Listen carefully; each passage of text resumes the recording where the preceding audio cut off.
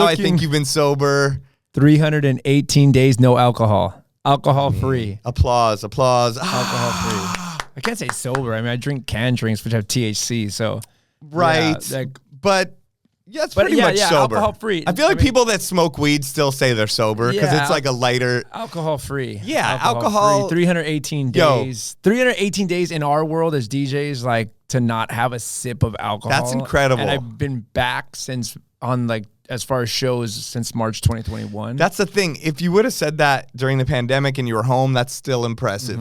I wouldn't have thought that. But being out, back in clubs, I mean, that's the hardest place for us to not drink, I think. Right? I mean, why not just dive right into the deep end and talk about this, right? Let's do it. All right. 318. And I am like that's a incredible. firm believer, like, I actually speak for myself. No one just stops drinking just to stop drinking. Like that doesn't, you don't wake up and be like, I don't think I want to drink anymore. Like that doesn't happen. Like at least it didn't happen for me. And I want to be transparent about that. There's reasons behind it. Yeah. Like I you know, like a lot of us were drinking during the pandemic and I thought I was drinking equivalent to the same amount, maybe the way I used to drink on the road. But I realized when I went back out to shows, my tolerance was shot. And like, I couldn't drink the same way I drank, and the hangovers were kicking in. You know, a two-day hangover. I was like, whoa, this is like rough. Yeah. Plus, I think as DJs, we weren't on that grind again where it was like show after show after show. It was like one show, and then you're waiting like 2 weeks for the next or something like that. Yes. So like that hit, and then you know, just the hangovers were not fun, and like. Blacking out during DJing is not a great feeling to be like, to have to go back into your Serato history and be like, what did I play after that point? And then you're like, that cringe of, seeing an Instagram story where you're like, like what was it was going just on? like, it was just an awakening moment for myself to be like, I want to like, I came out of the pandemic.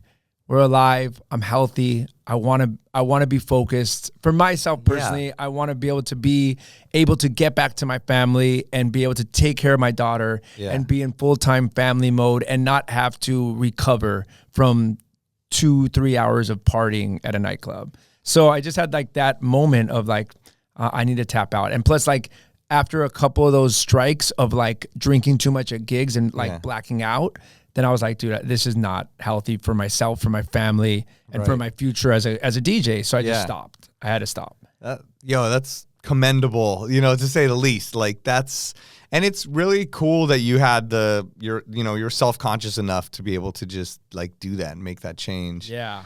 And I mean, it's hard. I know you're known for tequila and drinking and partying in Vegas and, you know, being in with the people buying the tables and, you know, so it is a big change. But I think you can still do that and still be in the zone. And like, I've been with you at gigs since then and I've seen videos of you and it's like, you're on point, you know, when you're sober. I think there's a difference in, you're very like, you can be surgical with your sets. Like, oh, I'm playing this, I'm playing that. So it brings a different level of focus, and the stuff with your family and getting older and that's the first part. Like that trumps everything in the sense you said Trump was president. That Trump came back in. We're allowed to use that again now, I think. But it's first and foremost, it was like I was letting my family down. Yeah, because I'm not coming back 100%, and it's acceptable for me to come home now and be like, I'm just tired. I want to sleep. Like, that's okay. Yeah, that's the thing. I'm more tired. Sometimes just being tired, I have to get over that part of it. Right. So, like, but to come back and be like, I'm hungover and tired, it's like, it just didn't, you know, it didn't sit well with me. So, that, and then, you know, now I can focus on everything else I want to accomplish right now, and it gives me more energy and time. So, that was my, you know, push behind it. Yeah, that's so dope. Yeah, we got some questions from people. I mean, I could ask them now since we're talking about it. Since, I mean, we started with a taboo subject in the sense where DJs are like, you know, a lot of DJs do hit me on the side like, how are you not drinking? How are you doing this? How are you turning down shots? And it's funny because I've actually, I'm going to speak on this that I saw on like, I thought, you know, my algorithm on TikTok's pretty good because it's listening to what I'm saying right now. So like this alcohol one came up and it's like, it is the one drug when, you know, when you tell someone like, oh, I'm not drinking, they're like, what? Why? And you're like, you get all these questions, right? But if it's like, you're like, yo, let's do some heroin. And I'm like, dude, no, I don't do that. And you're like, you know, like, it's and no one's gonna be like, what? Why don't you do that? And you're like, no one's gonna ask you that, right? Yeah. Or like, even like, let's do a bump of Coke, bro. And you're like, no. I'm like, what? Why don't you do that? Like, it doesn't happen, right? I know. But with alcohol, it's always the what? How come? Right. Why aren't you drinking? Yeah. What do you like? You know, like especially in our industry, and the way it's portrayed. Exactly. So throw a question out there. I'm open. Yeah. I mean, it is hard. Like, how do you turn down the shots? Because you want to feel that connection with everybody. And I think sometimes those nerves before you DJ, like, or I don't know, there's something about doing the shot and feeling, okay, I'm connected with the crowd now. But I do think it's a false illusion of being connected with the crowd, because then, like you said, you go back later and look at your history or see videos and you're like, oh, that wasn't good. Right. And probably you would have a better understanding of what's going on if you were sober.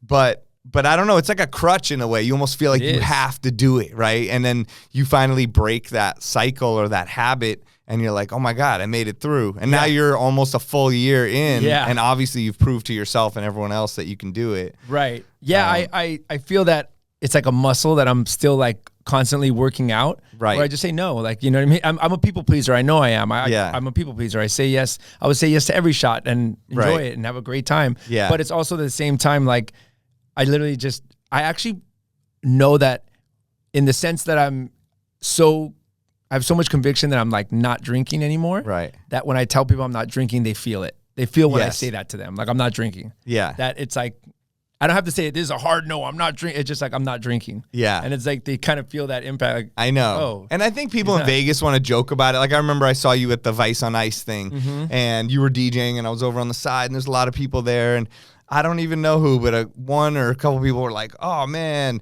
can't believe Vice isn't drinking, or, it almost seemed like disappointed in a way.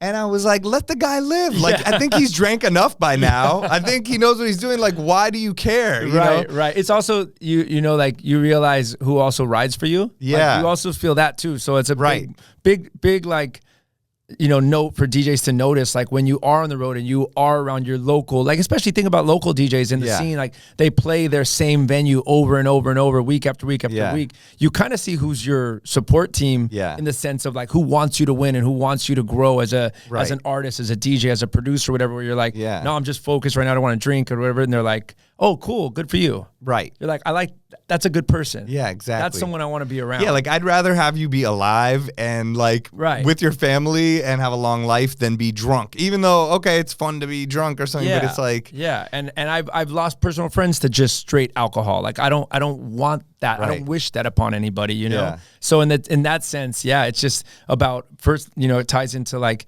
the people you surround yourself with in this industry is how is who is going to essentially help you grow to the point that to get to the point that you want to get to in your career. That's what I feel. Yeah. And like you said, you drink those canned drinks, which are like THC, but I don't think those are the best to drink when you're social DJing, because when I'm DJing, they're like mellow, but they are pretty amazing. Smoke weed and DJ. No, smoking weed and DJing is not, only for a specific type of person, I think, if they could do it. But drinking those are more lightweight, but I still don't. It's just a mental thing to get me in a cool space. They're better at DJing, night. Like outside of that, it's like a glass of wine type thing. But I couldn't. Exactly.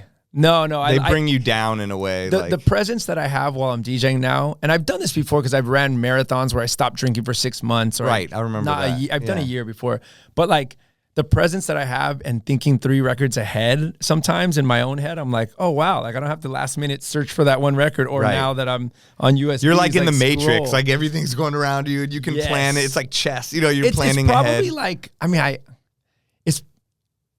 it's like how a basketball player like does that no-look pass. Like they already saw that where they were going to go with this play. Right. Like less than halfway down the court, they're already like, this is what I'm going to do and this is going to happen. You're right. Or like in that, they just, so like feel that I'm in this moment now where I'm like, I'm in a flow state where I'm like, okay, cool, I know where I'm going. And it's not a pre-programmed set at all. Like I know you don't pre-program, I don't pre-program. Yeah. But it's just like you're able to like mentally map out how I'm going to ride this wave and take this story of a night. Yeah.